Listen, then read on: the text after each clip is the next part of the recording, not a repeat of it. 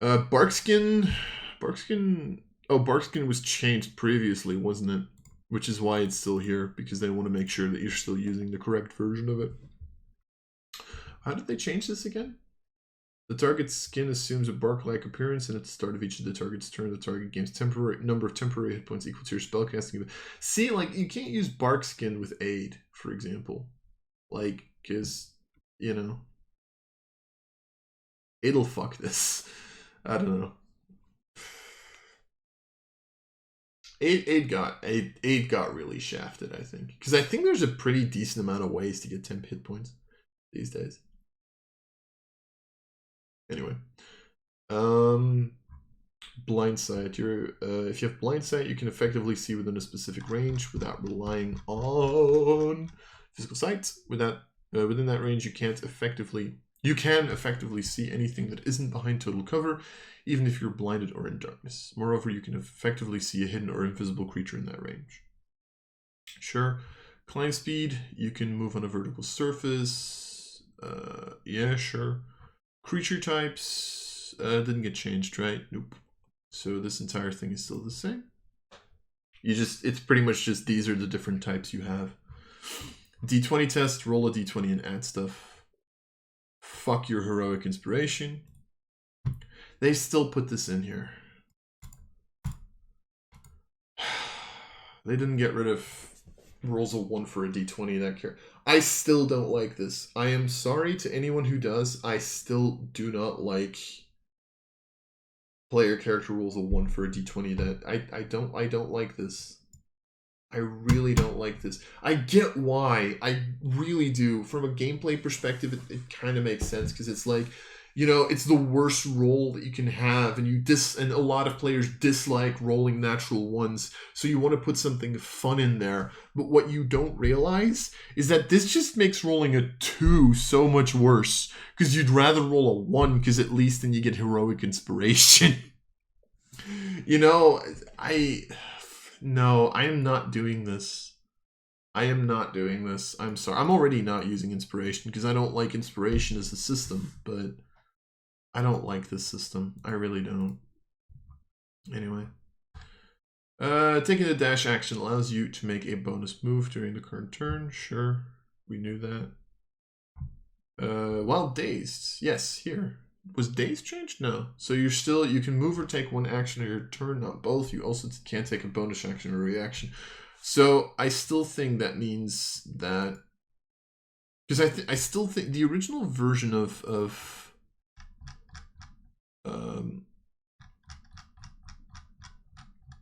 I still think in the original version you were able to use a bonus action, right? Or are you only able to use that to move as well? Because here's the thing, right? It's still a buff, because technically they can only move or take an action, so they can only just move their movement speed, and that's it.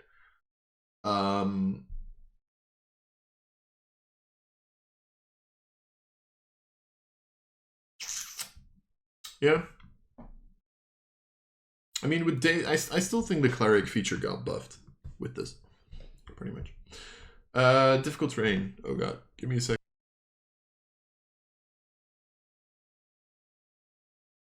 God. Excuse me. Difficult terrain. If a space is difficult terrain, every foot of movement in that space costs 1 extra foot. Moving 5 feet through difficult terrain costs 10 feet of movement. Isn't cumulative. Either space is or isn't difficult terrain.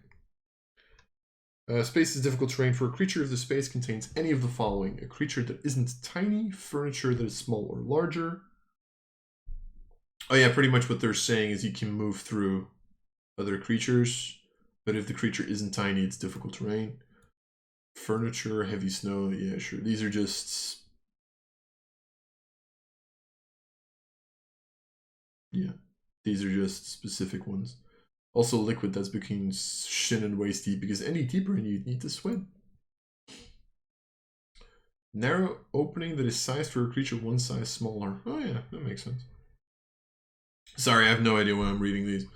Divine spell. A divine spell draws on the power of gods. So this is pretty much just the holy spells, right? They changed guidance, resistance, prayer of healing. Prayer of healing is a new one though, apparently. But they changed guidance again. Curious what they changed guidance to. Exhaustion is still the same. Yeah, you subtract your exhaustion levels, so this is still the same. Which I don't know if I mentioned this, but I'm still a pretty decent fan of exhaustion.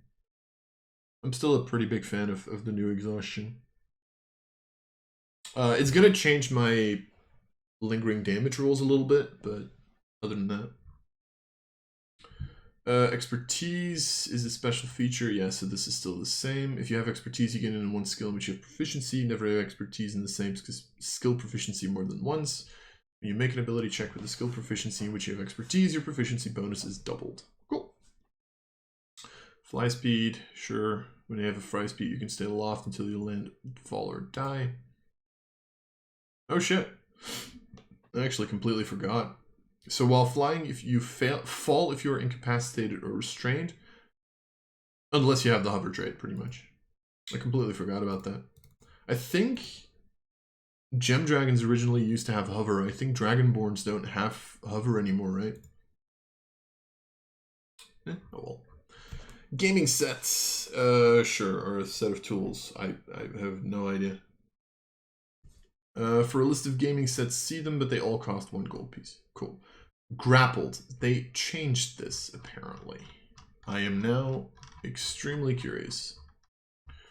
Okay, while grappled, you experience the following effects. Your speed is 0 and can't change. You have disadvantage on attack rolls against any target other than the grappler. Okay. The grappler can drag or carry you when it moves, but the grappler suffers the slowed condition while moving, unless you are tiny or 2 or more sizes smaller than the grappler. Okay. Yeah, so pretty much that means that a Goliath can grapple a small creature and move them. Wait, how did Goliath work again? What page is this? 19. Okay, so I can just go back to 19 in a second. If I go to Goliath for a second, you have advantage on any saving throw to make it. You also count as 1 size larger, making your capacity and the weight you can push, drag, or lift. So this doesn't work for the creatures that you can grapple is 1, I think. But this does, right? Because you can become large. 2 sizes smaller, it would be medium, so small. So pretty much if you're in this form, you can pretty much you can grapple someone and move them without being slowed if they're small, whereas a medium creature can only do that on tiny creatures. Okay. Okay. Unless you're tiny or too small. Yeah. And then while grappled, you can make a dexterity or strength saving throw against the grapple's escape DC at the end of each of your turns. So you don't have to use an action for this anymore. And also ends if the grappler is incapacitated or if something removes you. So what got changed? Because it's saying that stuff got changed. Grapple. Where's grappled? Here. If disadvantage on attack, yeah, that's still the same. That's still the same.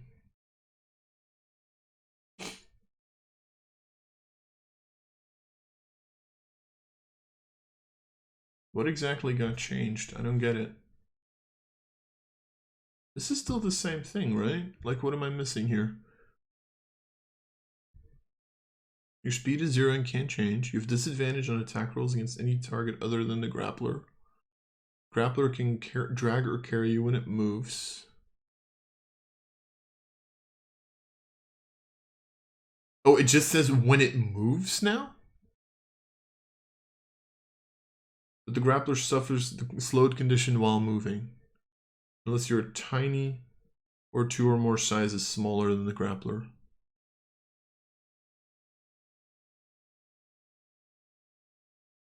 That's the thing that changed. They just put when it moves. Okay, sure.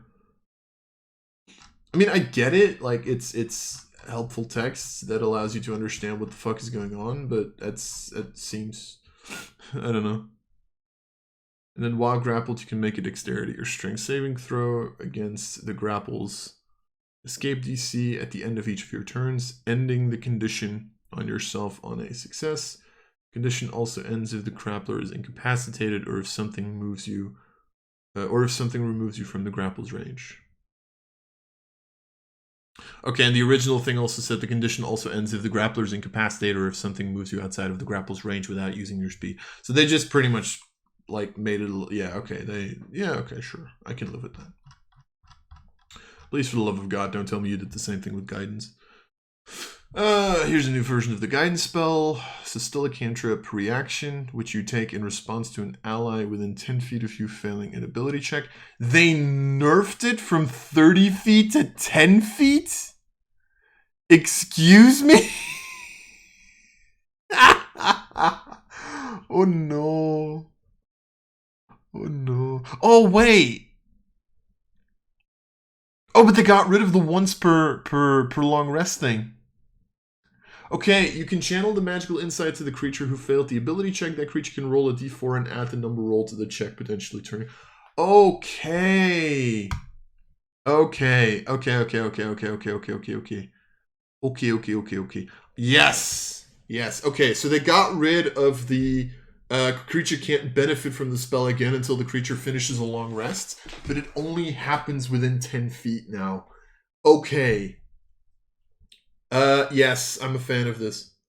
Yes, because I got why they did it, right? Again, I wasn't against them limiting it to once per long rests, but it felt like it took away the whole fact that it was a cantrip away from it. But this makes this a really fucking powerful spell again.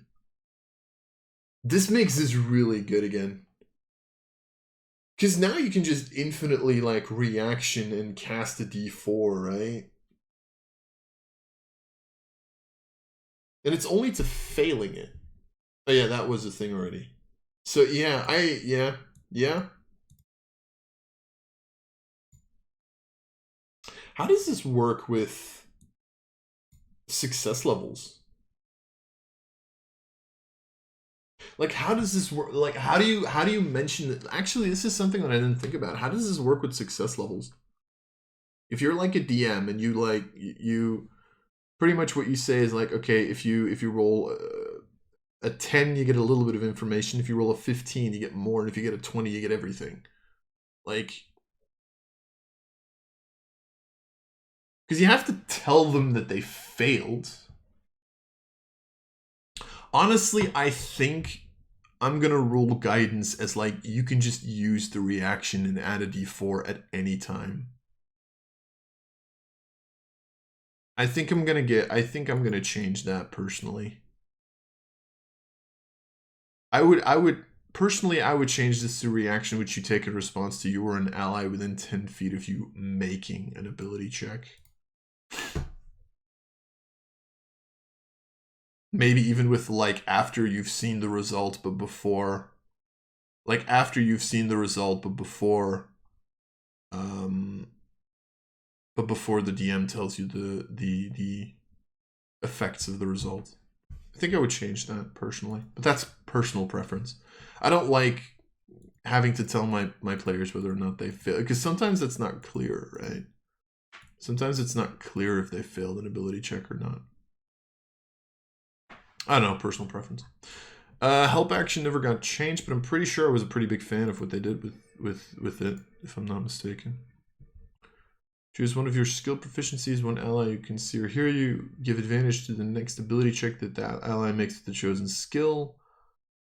This benefit expires if the ally doesn't use it before the start of your next turn. To give this assistance, you must be near enough to the ally to assist verbally or physically when the ally makes the check. DM has the final say. And you can momentarily distract an enemy within 5 feet of you, granting advantage on the next attack roll by one of your allies. Yeah. So that's just give advantage to something. Heroic Inspiration, still not a fan of this, guys. Seriously. I don't like Heroic Inspiration. I'm really sorry. I don't like the inspiration system. There's a reason I use bullshit points in my games. When you have Heroic Inspiration, you can expend it to give yourself advantage. You decide to do so immediately after rolling the d20. Player character gains Heroic Inspiration if they roll a 1 for a d20 test. That 1 must be on the d20 rolled use for the test's total, not on the d20 that was re-rolled or discarded. So you can't get inspiration from like having advantage on a check and rolling a 1 is what they're saying. So yeah.